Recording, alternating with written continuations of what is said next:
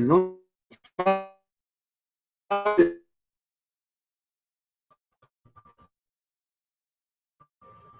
Si es 45 grados, repito, entonces su fase es 43. Una pregunta hasta acá.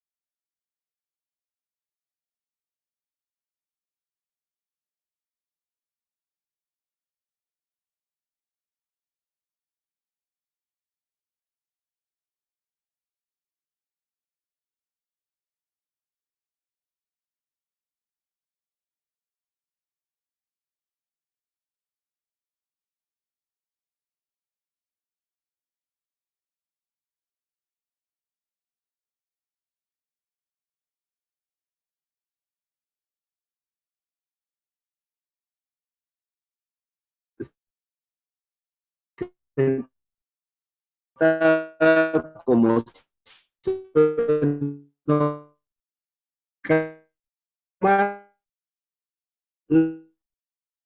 equivale.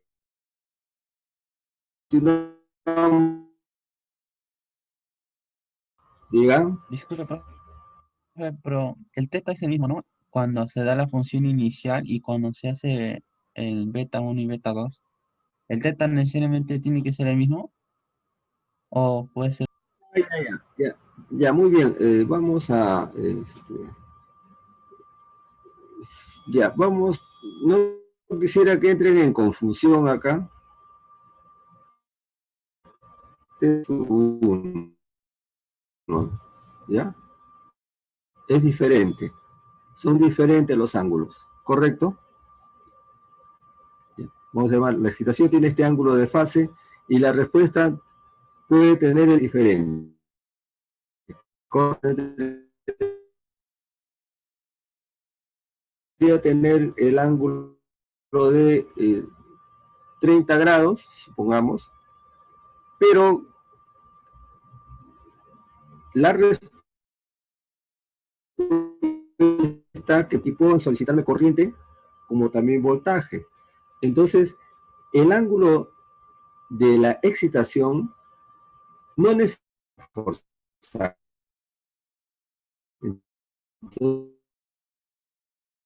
Los valores que obtengan cuando evalúan la expresión final en el instante t igual a 0. Entonces, vamos a diferenciar. ¿Está claro, señores? Para que no entren en confusión, ¿no? Buena presentación. Bien. ¿Preguntas? Señores, ustedes preguntan muy poco, ¿eh? Supongo yo de que están comprendiendo perfectamente todo.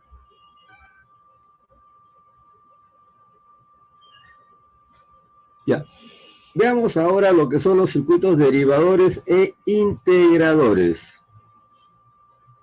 A propósito, ¿en qué experiencia van en el laboratorio? ¿Podrían informarme?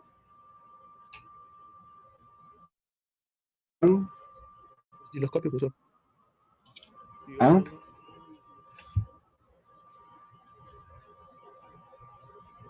Yo uso del osciloscopio y forma, ya, la rectificación de media onda y onda completa. Ya. Entonces la próxima experiencia ya sería carga y descarga. Digamos, bien, adelante. Perfecto. Bien.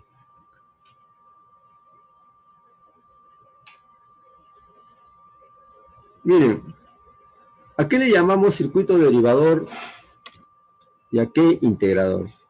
El nombre está reflejando lo que ocurre en una respuesta para un circuito transitorio de primer orden. Cuando nosotros tenemos una respuesta que puede ser voltaje o corriente, ¿no? Esa respuesta obedece a una excitación. Entonces, para el caso de los circuitos derivadores e integradores, siempre la respuesta es proporcional a la derivada o a la integral de la excitación. Siempre tiene que ser de la misma naturaleza, ¿no? Entonces, por ejemplo, si yo tengo un voltaje de salida y por los valores que toman los componentes del circuito, ese voltaje de salida es proporcional a la derivada de la tensión de entrada, entonces se dice que el circuito es derivador, ¿no? Por el contrario, la solución o la respuesta es proporcional a la integral de la señal de entrada, entonces se dice que es un circuito integrador, ¿no? Estos circuitos son muy útiles porque nos permiten a nosotros cambiar la forma de onda de una señal, ya que estas dos señales van a tener diferentes formas.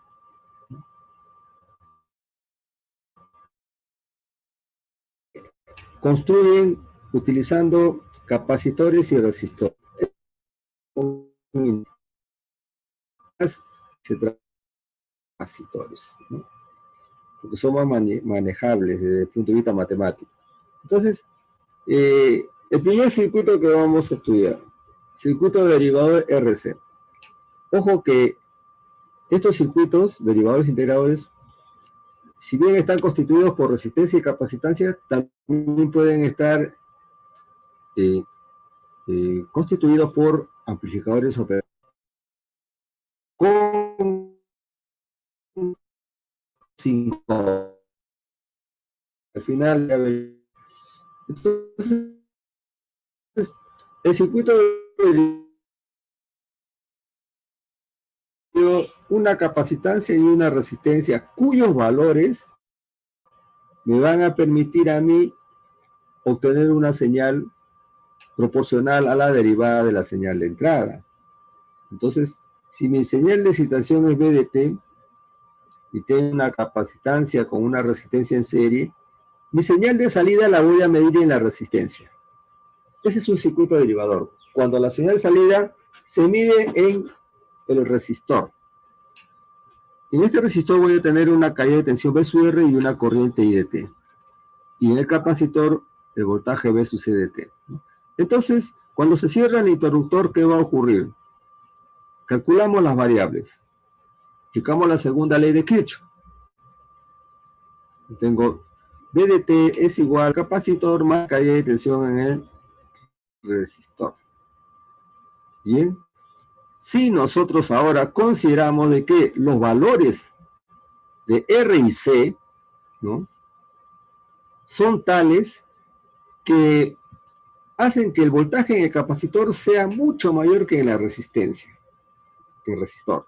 O sea, el valor de R es tal, comparado con C, que su caída de tensión es pequeñísima. 5 volts y acá 0,5 volts. 10 volts, acá 0,3 volts, por decirlo. Entonces, si consideramos que el voltaje en R es muy pequeño, podemos despreciarlo para hacer ciertas consideraciones particulares. Por ejemplo, si lo despreciamos, entonces podemos asumir de que por más que esté presente, el capacitor va a recibir una tensión muy parecida a la tensión de excitación. O sea, podemos considerar de que todo el voltaje aplicado lo recibe el capacitor y la resistencia no recibe tensión, ¿no? Cuando se conecta, ¿no?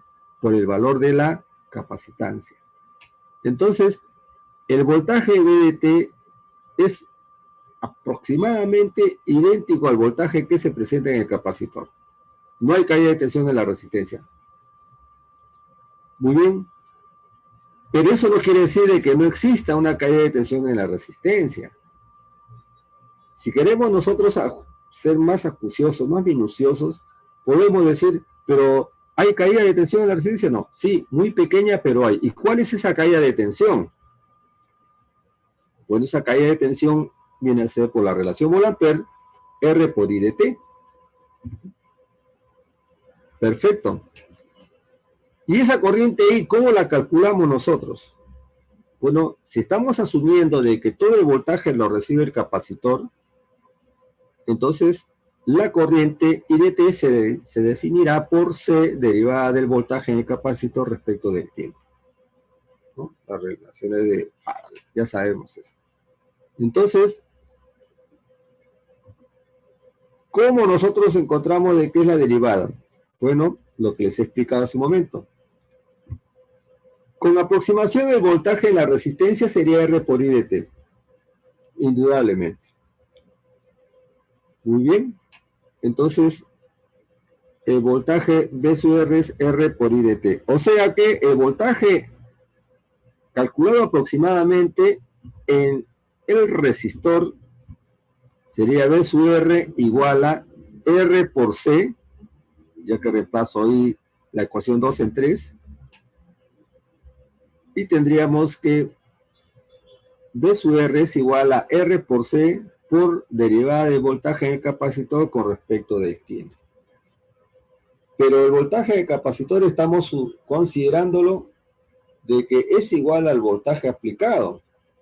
Entonces aquí tendríamos nosotros que R por C multiplica también a la variación del voltaje de entrada con respecto del tiempo. En otras palabras, el voltaje en la resistencia es aproximadamente R veces, que es la constante de tiempo, lógicamente, ¿no?, la derivada de la señal de entrada. ¿Correcto, señores?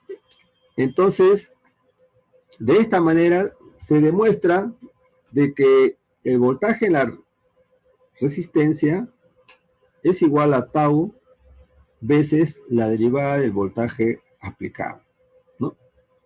Entonces, estamos demostrando de que la señal de salida es proporcional a la derivada de la señal de entrada o de excitación. Entonces, este circuito es un circuito derivador, ¿no? Indudablemente. ¿Alguna pregunta, señores?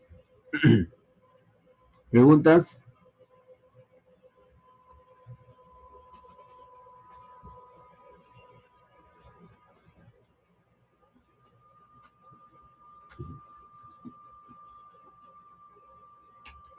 ¿Puedo pasar de lámina?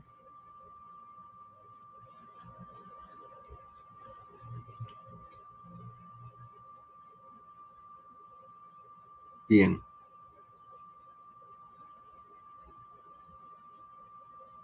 Conclusión. Por ejemplo, si yo tuviera una señal de excitación que es una rampa, una pendiente, la salida sería una recta, horizontal. ¿Se dan cuenta? Se está cambiando la forma de la señal de salida con respecto a la señal de entrada, ¿no? O sea, perdón, estoy cambiando la señal de entrada, o sea, se convierte en una rampa. Si fuera un circuito integrador, sería lo contrario, que vamos a ver en un momento. Bien. El circuito integrador RC.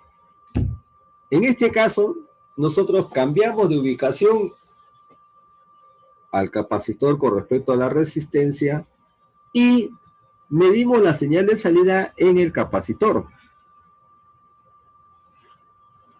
Cuando se cierra el interruptor, la corriente IDT va a producir caída de tensión en la resistencia y caída de tensión en la capacitancia. Entonces, nosotros aplicamos la segunda ley de Kirchhoff para todo instante. A todo instante, el voltaje aplicado VDT es igual a la suma de caídas de las dos caídas. V sub CDT más V sub RDT. Ahora bien, para este caso, nuevamente, en la señal de voltaje del capacitor, vamos a tener un valor muy pequeño, comparado con el valor de del voltaje en el resistor. O sea que el voltaje en el resistor es mucho mayor que el voltaje en el capacitor, por los valores que van tomando los elementos RS. Ustedes en el laboratorio van a hacer esta experiencia, ¿no? Que son circuitos derivadores integradores, están en la experiencia de circuitos de primer orden, ¿no? Entonces van a observar ahí cómo cambia la señal conforme nosotros cambiemos de forma de la ubicación y valores de los componentes. Vamos a tener un circuito derivador y un circuito integrador. Bien. En este caso, entonces, el voltaje del capacitor es muy pequeño comparado con el voltaje de la resistencia. El mismo criterio anterior. O sea que prácticamente todo el voltaje aplicado lo recibe el resistor. Considerando que el voltaje de capacitor es despreciable, entonces hay una tensión plena en el resistor cuando se cierra el interruptor S1. VDT es igual a V sub RDT. Y además sabemos que si es así, entonces la corriente simplemente está definida por el valor de la resistencia. O sea, el voltaje en el resistor sobre el valor de la resistencia es igual a la corriente que circula. No tomamos en consideración la presencia de la capacitancia por el criterio de que, como su caída de tensión es despreciable, entonces la corriente la define la resistencia y no la resistencia y capacitancia. Entonces tendríamos que IDT es igual a V sub RDT sobre R. Pero ojo, igual que en el caso anterior, existe un voltaje en el capacitor. Es muy pequeñito. Y si yo quisiera calcular con aproximación ese voltaje, podría hacerlo. El voltaje en el capacitor es igual a 1 sobre C, la integral de 0 hasta T, de la corriente diferencial de tiempo. Estamos considerando en este caso particular de que no hay energía almacenada. Pero podría haber energía almacenada. Podría yo tener acá más E sub 0, más menos E sub 0. Entonces aquí tendría que incluir E sub 0 en esta expresión. ¿Correcto? Eso ya lo hemos estudiado ampliamente. Entonces, con mucha aproximación, a pesar de que el voltaje en el capacitor es despreciable, matemáticamente podemos nosotros calcular su valor. Y ese valor es igual a 1 sobre C, la integral de 0 hasta T, del valor de la corriente en el dominio del tiempo por la diferencial de tiempo. Listo. Esto quiere decir entonces de que yo puedo, ¿no?, utilizar tanto la expresión 1, 2 y 3. ¿Y qué vamos a tener? Que el voltaje es su CDT, ahí está, es igual a 1 sobre C, la integral de IDT, pero IDT es V sub R sobre R, por diferencial del tiempo. O sea que estamos hablando de que el voltaje en el capacitor es igual a 1 sobre RC, que es la constante de tiempo, por la integral del voltaje aplicado. Lo que quiere decir que V sub C es igual a 1 sobre tau de T diferencial de tiempo. ¿Correcto, señores? Entonces, es proporcional el voltaje de la capacitancia a el voltaje aplicado? Sí, ¿no? ¿Cuál es la constante de proporcionalidad? El valor de la inversa de la constante de tiempo. Constante de tiempo es 5 segundos, entonces será 0,2 en integral del voltaje. De esta forma nosotros estamos definiendo que el circuito integrador, su señal de salida es proporcional a la señal de entrada. Y en el circuito derivador, su señal de salida es proporcional a la derivada de la señal de entrada. ¿Podríamos incluir a la energía almacenada? Sí se puede incluir. Básicamente en el caso del circuito integrador, porque tenemos una integral para definir el voltaje del capacitor. Ojo, se tendría que sumar o restar la energía almacenada dependiendo de cuál es la polaridad de esa energía almacenada, ¿no? Bien, entonces de esta manera nosotros tenemos el estudio de dos circuitos, que son el integrador y el derivador, a partir de su configuración mediante resistencias y capacitancias. ¿Qué pasaría si ahora utilizamos un amplificador operacional? También podemos nosotros construir un circuito derivador e integrador. También.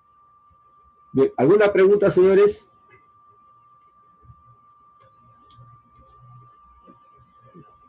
Confirmen.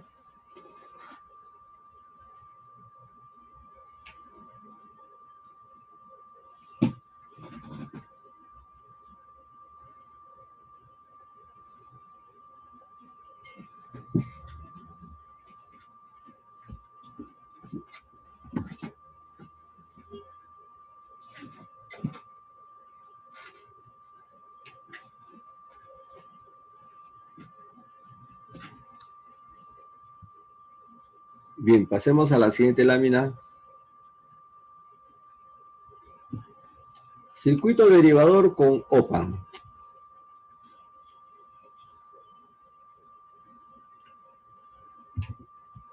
Miren, este es un circuito RC con amplificador operacional en configuración circuito derivador. Aquí observamos de que el resistor está en puente con el amplificador operacional, está conectado entre sus terminales entrada y salida. Y el capacitor está conectado en serie con la fuente de alimentación, el voltaje V sub F de T. Vamos a suponer que no tenemos energía almacenada. Entonces, definimos sentidos de corriente. Estas corrientes las definimos de acuerdo a nuestro criterio. Si tengo una fuente, entonces está entregando la corriente I sub F. Esta corriente llega al nodo 1 y se distribuye tanto para el borne inversor, tenemos la corriente I sub 1 de T, como para el borne de salida, que sería la corriente I sub R de T. Lógicamente que podemos definir también I sub 2 de T y V sub I de entrada. Lógico, también incluimos acá los criterios de OPAMP ideal. I sub 1 y I sub 2 son 0, y V1 que está conectado a V2 virtualmente es igual a 0 por el punto de tierra. El voltaje de salida sería el que vamos a definir, es proporcional a la derivada de la tensión de alimentación, que es V sub F.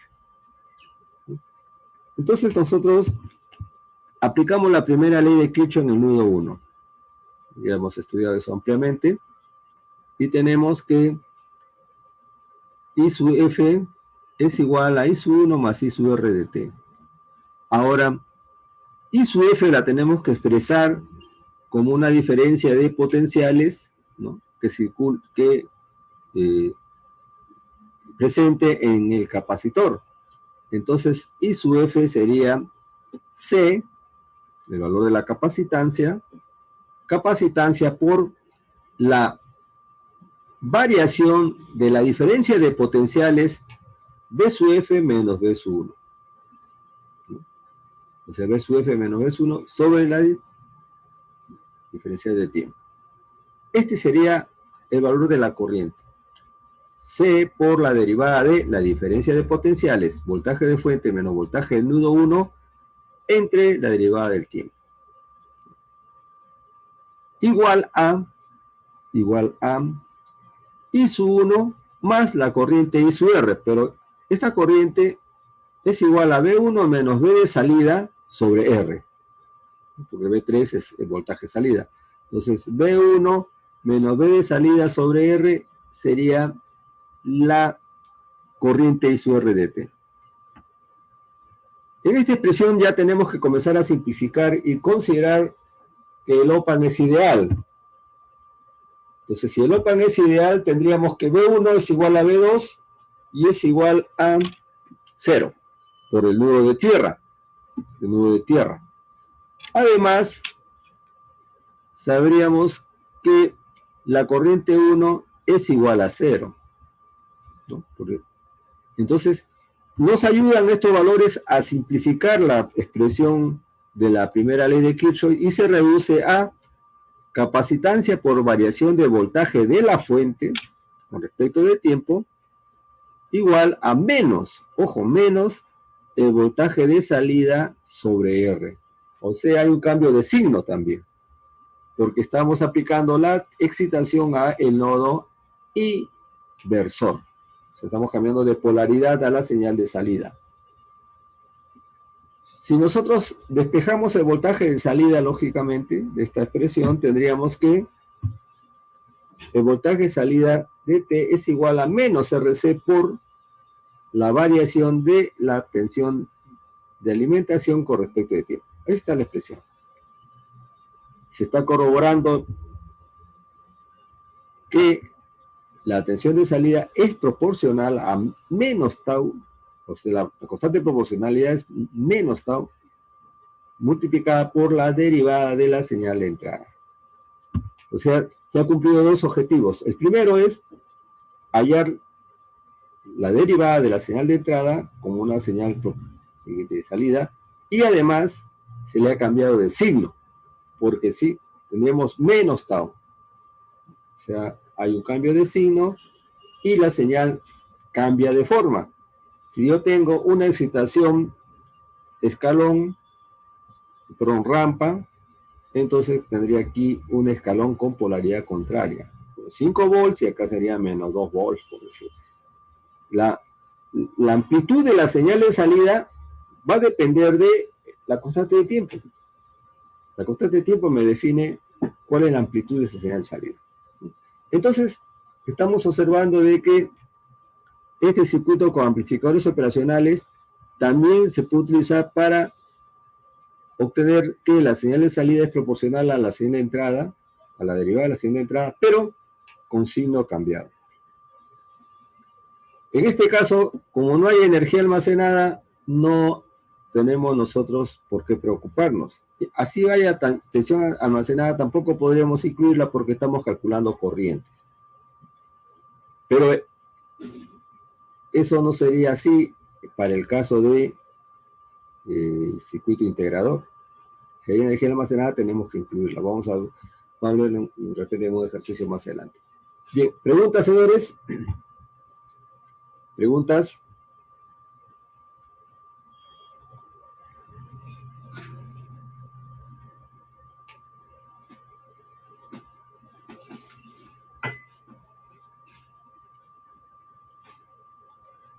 Bien, pasemos a la siguiente lámina. Circuito integrador RC con amplificador operacional.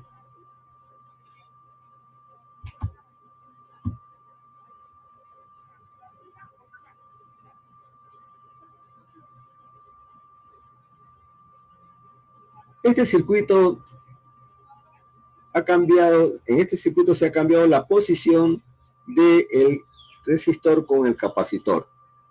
Ahí tenemos. Ahora el capacitor está conectado en la parte superior.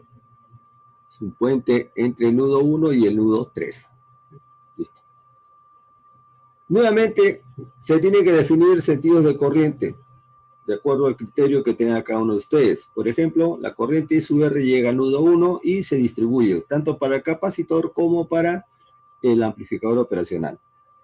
Tenemos, por ejemplo, de que este capacitor tiene energía almacenada, E sub 0 y tiene un voltaje V sub C de T en sus bornes.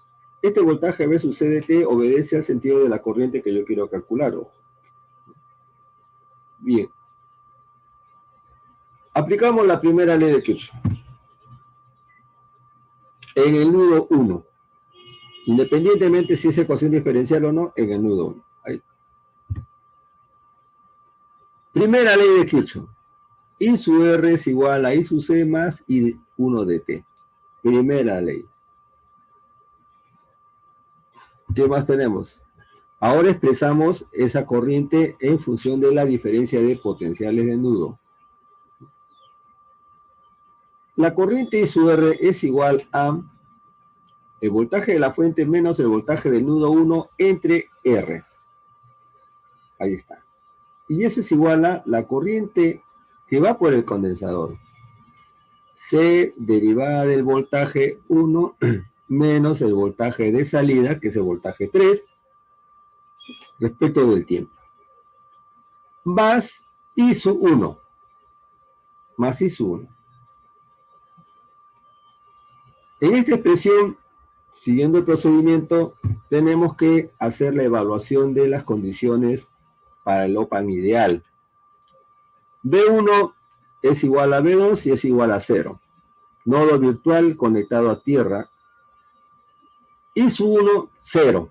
También es I sub 2 igual a 0. Esto quiere decir que se reduce la expresión. Voltaje de la fuente sobre R es más C derivada de voltaje de salida con respecto de tiempo, todo igual a 0. Ahí tendríamos nosotros nuestra expresión. Bueno, la reacomodamos y despejamos el voltaje de salida, integramos y tendríamos voltaje de salida igual a 1 sobre... Aquí me faltaría agregar el E sub 0. Había una omisión. Hay que agregar el E sub 0 y con eso estaría completa la expresión. Con ello tendríamos nosotros que la constante de tiempo es R por C. Acá hay que ponerle más. Vamos a ver.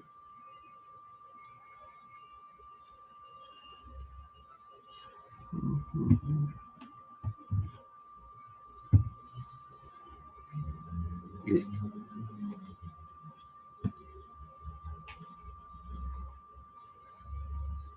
Ahí. Bien, ahí estaría.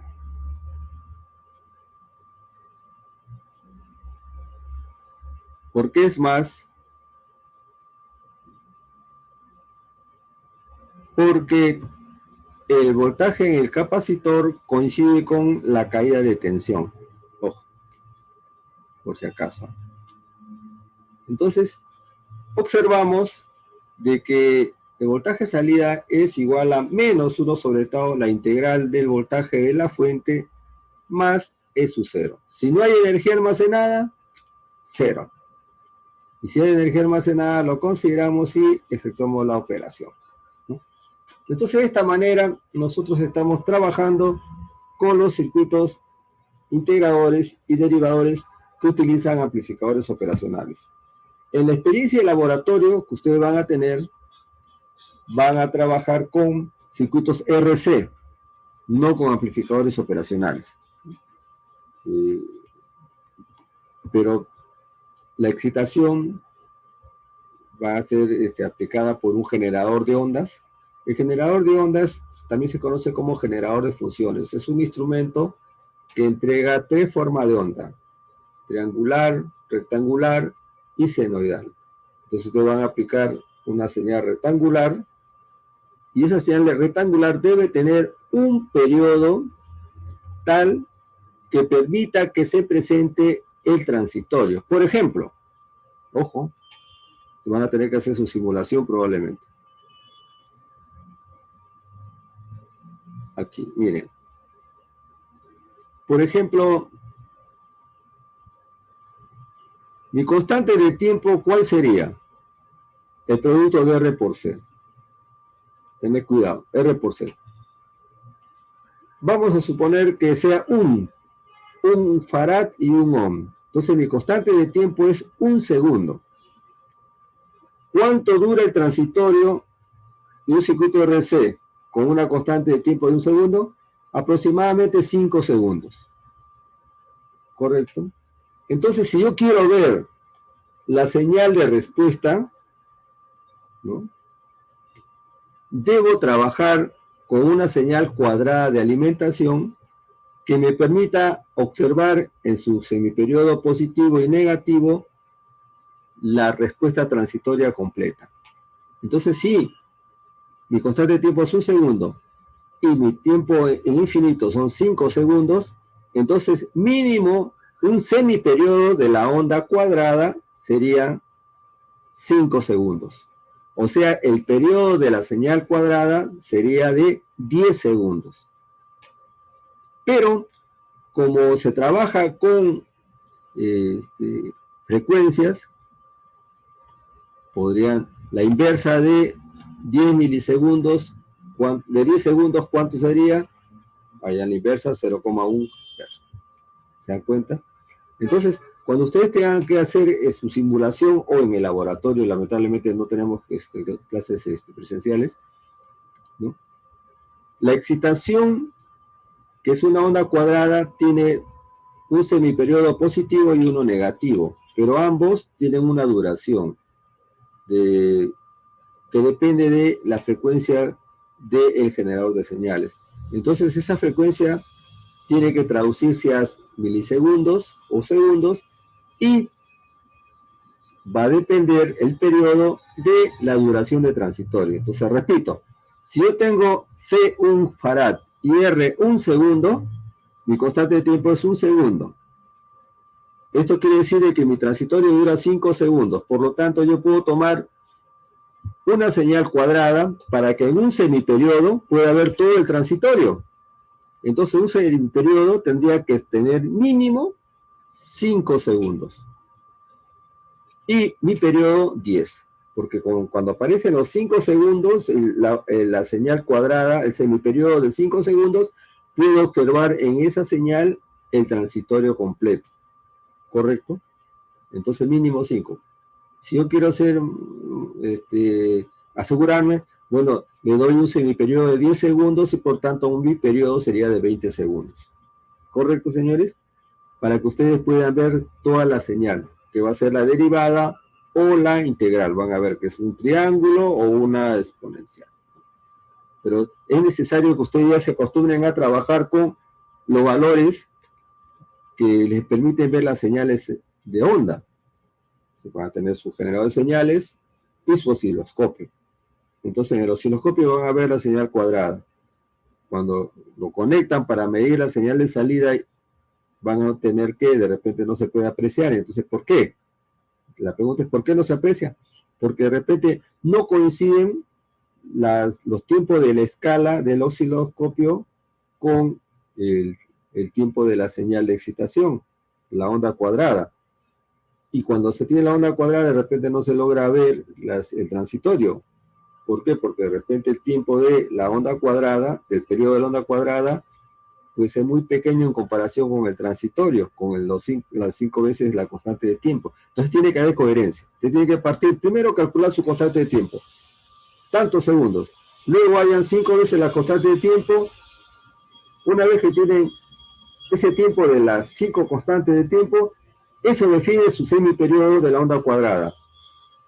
Con ello, hallan el periodo y, lógicamente, la inversa de ese periodo me da la frecuencia. Entonces van a su generador de señales y, si les salió 10 Hz, buscan 10 Hz y la señal cuadrada va a tener el tiempo que ustedes han calculado, más que suficiente para poder ver el transitorio. Son problemas que se presentan en el momento de hacer la experiencia. Puede ser con simulaciones o puede ser presencial. Entonces es necesario de que ustedes desde ahorita comiencen a familiarizarse con el uso de el osciloscopio y las ondas de señales transitorias, ¿no? Por si acaso. Bien, ¿alguna pregunta, señores, hasta acá? Bueno, Lo que quedaría pendiente entonces sería hacer el seminario. Si ya comenzamos ahorita no vamos a poder terminar ni una pregunta, así que mejor ya lo dejamos. El próximo día lunes vamos a hacer el seminario de 2 horas de todo lo que son circuitos transitorios de primer orden, por si acaso, ¿no? Ese material para... ¿Ustedes cuántas prácticas calificadas han rendido, señores? Dígame. 2. 2. ¿Cuándo va a ser la tercera práctica? ¿La tercera práctica para cuándo está programada? La otra semana. ¿Perdón? ¿La tercera práctica para cuándo está programada?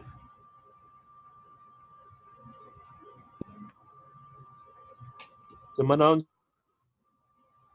La tercera práctica, ¿cuándo la van a rendir?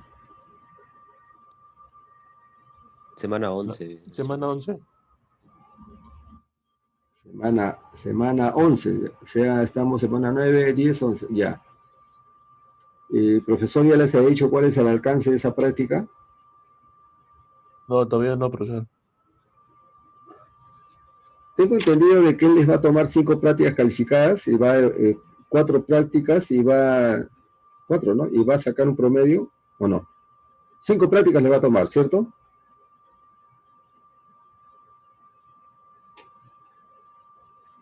No nos comunican nada, profesor, en la hora del laboratorio. Bueno, ustedes tienen que rendir 5 prácticas calificadas. Van a rendir la tercera. Bueno, para ustedes sí les alcanza el tiempo. Para la otra malla sí van a tener problemas. Ya, entonces van a dar la tercera, que viene a ser OPAN y Maya. Qué bárbaro. OPAN y Maya. Bueno, la programación que han hecho. Bueno, en fin, ya les comunicará entonces oportunamente. De todas maneras, usted ya tiene material para la práctica. Normalmente la primera práctica, potencia, fuentes, la segunda práctica, mallas y nodos, la tercera práctica, perdón, teoremas y OPAN, la cuarta práctica, transitorio de primer orden, y la quinta práctica, transitorio de segundo orden. Ustedes van a rendir recién la tercera, que viene a ser OPAN, y estaba hablando mal, no son mallas, es teoremas y OPAN, que sería en la semana 11. Semana 11, 12, la semana 13, transitorio de primer orden, que incluye condiciones iniciales y circuitos RC y RL, y la 15ª semana, transitorio de segundo orden, que es la quinta práctica calificada. Incluye solamente transitorios de circuitos de segundo orden con aplicaciones de Laplace, ¿no? Esas son las prácticas. Eso está descrito ya, el contenido de las prácticas está en el aula virtual, por si acaso, de Moodle. Esos contenidos son invariables. Lo que se está modificando son las fechas de evaluación, pero los alcances van a ser los mismos.